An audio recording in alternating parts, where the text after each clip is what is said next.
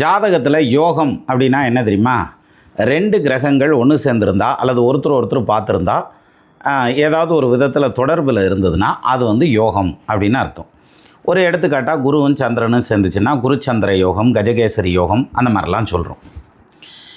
இப்போது இந்த யோகம்ங்கிறது 2 கிரகம் சேர்றது அப்படி எடுத்துக்குவோம்.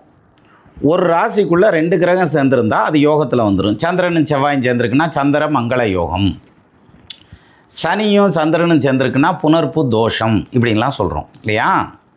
இந்த சேர்க்கை இருக்குது பார்த்தீங்களா, 2 கிரகம் ஒன்று சேர்றது, இது ஒரு ராசிக்குள்ளே இருக்கணும்.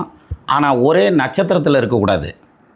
இப்போ குருவும் சந்திரனும் ஒரே நட்சத்திரத்தில் ஒரு ராசிக்குள்ளே உட்காந்துருந்தாங்கன்னா இது வந்து கிட்டத்தட்ட ஆட்டம் பாம் மாதிரி. ஒன்று பலன் கொடுத்ததுன்னா பாசிட்டிவான பலன் கொடுத்தா ரொம்ப எக்கச்சக்கமாக தூக்கிடும். நெகட்டிவான பலன் கொடுத்தா அப்படியே சரட்டுன்னு கீழே இறக்கிடும். பாம் வெடித்த மாதிரி ஆயிரும். கம்முன்னு தான் இருப்பாங்க, டம்முன்னு தான் வெடிப்பாங்கன்னு வாங்கல, அந்த மாதிரி ஆகிடும். அப்போது யோகம் அப்படிங்கிறது தோஷமாகவும் இருக்கலாம், யோகமாகவும் இருக்கலாம்.